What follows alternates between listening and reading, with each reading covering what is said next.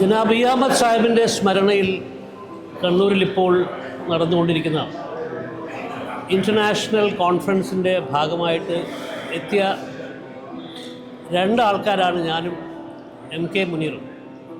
ഞങ്ങൾ പഴയ സുഹൃത്തുക്കളാണ്. ഞങ്ങൾക്ക് പക്ഷേ വേറെ ഒരു പ്രത്യേകമായിട്ടുള്ളൊരു സവിശേഷമായ ധാരയുണ്ട്. ചെറുപ്പം മുതൽ, അതായത് ഞങ്ങളുടെ ശൈശവം മുതൽ അഹമ്മദ് സാഹിബിനെ അടുത്തറിഞ്ഞിട്ടുള്ള രണ്ടാൾക്കാരാണ് ഞാനും അഹമ്മദ് സാഹിബും കണ്ണൂർ താണയിൽ ഒരു നിരത്തിൻ്റെ രണ്ട് ഭാഗത്ത് താമസിച്ച ആൾക്കാരാണ്. അപ്പോൾ ആ ഓർമ്മകൾ ഞാൻ ഇന്നലെ പങ്കുവയ്ക്കുകയുണ്ടായി. മുനീർ ഭായ്, ഞാനിന്നലെ സംസാരിക്കുന്ന സമയത്ത് ഞാനും അഹമ്മദ് സാഹിബായിട്ടുള്ള ചെറുപ്പം മുതലുള്ള ബന്ധം, 4 വയസ്സിലാണ് ഞാൻ ആദ്യമായിട്ട് അഹമ്മദ് സാഹിബിനെ കാണുന്നത്. ഞാനും റയീസുമായിട്ട് ഒന്നിച്ച് പഠിച്ചും കളിച്ചും വളർന്നുകൊണ്ട് പറ്റി സംസാരിക്കും. മുനീർ സാഹിബിനും അങ്ങനെ തന്നെ ഒരു എക്സ്പീരിയൻസ് ഉണ്ടാവുന്നത്. അതിനെപ്പറ്റി ഒന്ന് പറഞ്ഞു തന്നെ. ഞാനെൻ്റെ ഏറ്റവും കുട്ടിക്കാലം മുതൽ കാണുന്നൊരു മുഖമാണ് അഹമ്മദ് സാഹിബിൻ്റെത്. അപ്പോൾ എൻ്റെ പിതാവ് ജീവിച്ചിരുന്ന കാലഘട്ടത്തിൽ ഞങ്ങളുടെ വീട്ടിലെ ഒരു നിത്യ അംഗമായിരുന്നു അദ്ദേഹം. വീട്ടിൽ നിന്നാണ് ഭക്ഷണം പോലും കഴിക്കുക. ഉമ്മനെ ആമിനത്ത എന്നാണ് വിളിക്കുക. ആമിനത്ത, എനിക്ക് ഭക്ഷണം വേണം എന്ന് പറഞ്ഞു കഴിഞ്ഞാൽ അന്നത്തെ ദിവസം അഹമ്മദ് സാഹിബിനുള്ള ഭക്ഷണം റെഡിയാണ്. അതുപോലെ തന്നെ അഹമ്മദ് സാഹിബിൻ്റെ ഭാര്യ സൂറത്തെ നിത്യ സന്ദർശകയായിരുന്നു. നമ്മുടെ വീട്ടിലെ ഉമ്മയായിട്ടുള്ളൊരു വലിയ ബന്ധം. അങ്ങനെ എനിക്ക് തോന്നിയിരുന്നത് ഞങ്ങൾ 2 കുടുംബമായിരുന്നില്ല, ഞങ്ങളൊരു കുടുംബമാണ്. അപ്പം എൻ്റെയും കുട്ടിക്കാലത്തെ സൗഹൃദങ്ങളിൽ പെടുന്നതാണ് റയീസ്. നിങ്ങളത് വേറെ റിലേഷൻഷിപ്പാണ്.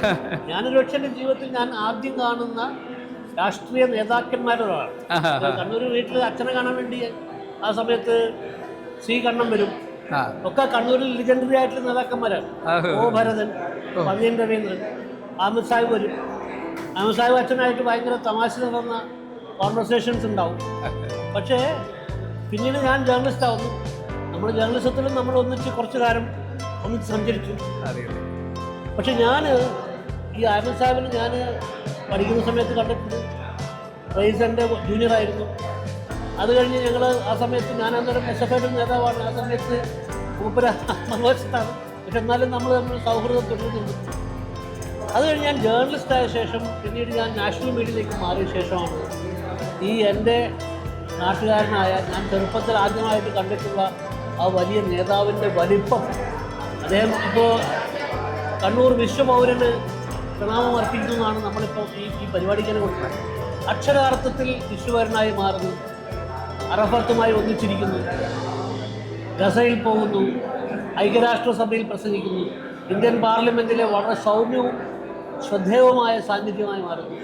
അപ്പോൾ ആ രാഷ്ട്രീയത്തിൻ്റെ ആ വളർച്ചയുടെ കാലത്ത് പിന്നെ നിങ്ങളൊന്നും ചൊരേ പാർട്ടിയിലാവുന്നു. ആ സമയത്തുള്ള ഒരു ബന്ധങ്ങളെ പറ്റി സംസാരിക്കും. സത്യത്തിൽ വാപ്പയുടെ ഒരു പെറ്റായിട്ടുള്ള ആളായിരുന്നു അഹമ്മദ് സാഹിബ്. അതുകൊണ്ട് തന്നെ വാപ്പയുടെ രാഷ്ട്രീയ ജീവിത കാലഘട്ടത്തിൽ അഹമ്മദ് സാഹിബിനെ എല്ലാ സ്ഥലത്തും അയക്കുമായിരുന്നു. സത്യത്തിൽ ഇന്ദിരാഗാന്ധിയുടെ സമയത്തൊക്കെ ഐക്യരാഷ്ട്രസഭയിലേക്ക് പോകുന്നതിന് വാപ്പയാണ് പറയുന്നത്, അതിന് അയക്കാൻ ഇന്ദിരാഗാന്ധിയോട് പറയുന്നത് ഏറ്റവും പറ്റിയ വ്യക്തിയുടെ പേര് ഞാൻ പറയാതെ ഈ അഹമ്മദാണ്. അപ്പോൾ അദ്ദേഹം ഒന്നും അല്ലാത്ത കാലത്ത് അങ്ങനെ അദ്ദേഹത്തെ മന്ത്രിയാക്കുന്ന കാര്യത്തിലും വാപ്പ വലിയ പങ്ക് വഹിച്ചു. പിന്നെ അത് കഴിഞ്ഞിട്ട് ഇവിടെ വാപ്പയുടെ നിയോഗത്തിന് ശേഷം പിന്നെ ഞാൻ പാർട്ടിയിൽ വരുമ്പം എൻ്റെ നേതാവ് കൂടിയായി മാറി.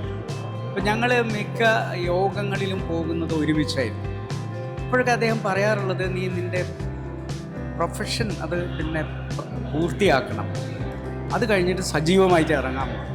അതുകൊണ്ട് ആ വാക്ക് കേട്ട് ഞാനത് എൻ്റെ കോഴ്സ് തീർക്കുക എന്നുള്ളതൊരു പ്രധാന ഘടകമായി. അങ്ങനെ ഹൗസ് റേഞ്ച് കഴിഞ്ഞ ശേഷം അദ്ദേഹം തന്നെ മുൻകൈ എടുത്തിട്ടാണ് എന്നെ പിന്നെ ഈ തെരഞ്ഞെടുപ്പിലേക്ക് കൊണ്ടുവരുന്നത് 91. അപ്പോൾ അഹമ്മദ് സാഹിബിനെ പിന്നെ ഡൽഹിയിലാവുമ്പോൾ ഡൽഹിയിൽ നിന്ന് നമ്മൾ പോയി നിൽക്കുന്നത് നമ്മളവിടെ വെച്ചാണല്ലോ പലപ്പോഴും കാണാറുള്ളത് അല്ലേ. അദ്ദേഹം ഭയങ്കരമായി ഒരു ജോവിയലായ മനുഷ്യനാണ്. നമുക്കെന്തും പറയാൻ പറ്റും, ഏത് തമാശയും പറയാം, എന്തും ചോദിക്കാം. അദ്ദേഹം അപ്പോഴൊരു ജ്യേഷ്ഠനാകും, ഒരു പിതൃതുല്യനാകും. അപ്പോൾ ചിലപ്പോൾ ഞാൻ എന്തെങ്കിലും ഒക്കെ ഡ്രാഫ്റ്റ് ചെയ്ത് കഴിഞ്ഞാൽ ഒരു പ്രസംഗം ഡ്രാഫ്റ്റ് ചെയ്ത് കഴിഞ്ഞാൽ അദ്ദേഹം അതെടുക്കും. എന്നിട്ട് അദ്ദേഹത്തിൻ്റെ ഒരു കറക്ഷൻ ഉണ്ടാവും. അതെനിക്കൊന്ന് ചെറുപ്പത്തിൽ അദ്ദേഹത്തിന് കിട്ടിയിട്ടുള്ള ഒരു ശിക്ഷണമായിരിക്കും, പെർഫെക്റ്റ് ആക്കിയിട്ട് തരാമെന്നുള്ളത്. അദ്ദേഹത്തിന് ഇംഗ്ലീഷ് എന്നൊക്കെ പറയുന്നത് നമ്മൾ കേട്ടില്ല. അദ്ദേഹം എവിടെയും കൊണ്ടുപോയി വെക്കാൻ പറ്റുന്ന ആളാണ്. അപ്പോൾ അദ്ദേഹം സത്യത്തിൽ ഞാൻ അദ്ദേഹത്തിൻ്റെ കൂടെ ഖത്തറിൽ ബഹ്റൈനിലൊക്കെ പോയിട്ടുണ്ട്, മന്ത്രിയായിരിക്കും.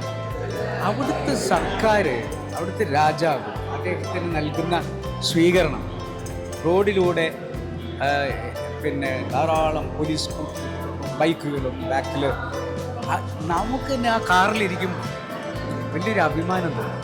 എന്നോട് അദ്ദേഹത്തിൻ്റെ കൂടെ വർക്ക് ചെയ്തിട്ടുള്ള പല IAS ഓഫീസേഴ്സ് പറഞ്ഞു, അദ്ദേഹം മിനിസ്റ്റർ ഓഫ് എക്സ്റ്റേണൽ അഫയേഴ്സ് ഉണ്ടായിരുന്ന സമയത്ത് അദ്ദേഹം വിദേശത്ത് പോയി കഴിഞ്ഞാൽ കിട്ടുന്ന റെസ്പെക്റ്റ് സാധാരണഗതിയിലുള്ള മറ്റ് എക്സ്റ്റേണൽ അഫയേഴ്സ് മിനിസ്റ്റേഴ്സിന് കിട്ടുന്നതിനേക്കാളും എത്രയോ 10 മടങ്ങാണെന്ന് പറഞ്ഞു. അതെ, അതുകൊണ്ട് എനിക്കൊന്ന് അന്ന് പിന്നെ അന്നത്തെ മിനിസ്റ്റർ മുഖർജിയാണ്. അദ്ദേഹം പല കാര്യങ്ങളും ഇദ്ദേഹത്തെ ഏൽപ്പിക്കുക ചെയ്യാൻ. അതായത് സ്റ്റേറ്റ് മിനിസ്റ്റർ ആണെങ്കിലും പ്രധാനമന്ത്രി ആയിട്ടുള്ള പിന്നെ പ്രസിഡൻ്റായ അദ്ദേഹം മുഖർജി എന്ത് ചെയ്യുമെന്ന് വെച്ച് കഴിഞ്ഞാൽ എല്ലാം ഇദ്ദേഹത്തെ ഏൽപ്പിക്കും. ഇദ്ദേഹം അത് കൃത്യമായി നിർവഹിക്കും. അതുകൊണ്ടാണ് മിഡിൽ ഈസ്റ്റ് കംപ്ലീറ്റ് സ്വതന്ത്ര ചുമതല അഹമ്മദ് ഷാഹിന് കൊടുക്കാനുള്ള കാരണമാണ് അദ്ദേഹത്തിന് അവിടെയുള്ള റിലേഷൻസ്. പ്രണാബ് മുഖർജി എന്ന് പറയുന്ന ഒരു വ്യക്തി പലപ്പോഴും അദ്ദേഹത്തിൻ്റെ വീട്ടിലും ഇങ്ങോട്ട് വരുന്നത് ഞാൻ കണ്ടിട്ടുണ്ട്. പ്രണാബ് മുഖർജിയെ പോലെ ഒരു സ്റ്റാവാൾട്ട് അഹമ്മദ് ഷാഹിനെ കാണാൻ വേണ്ടി അഹമ്മദ് ഷാഹിൻ്റെ വീട്ടിലേക്ക് വരും. അത് വളരെ അപൂർവമായ കാര്യമാണ്. ഇപ്പോൾ നമ്മൾ അദ്ദേഹത്തിൻ്റെ വിടവാങ്ങലിന് ശേഷമുള്ള ഒരു കാലയളവ് കഴിഞ്ഞു.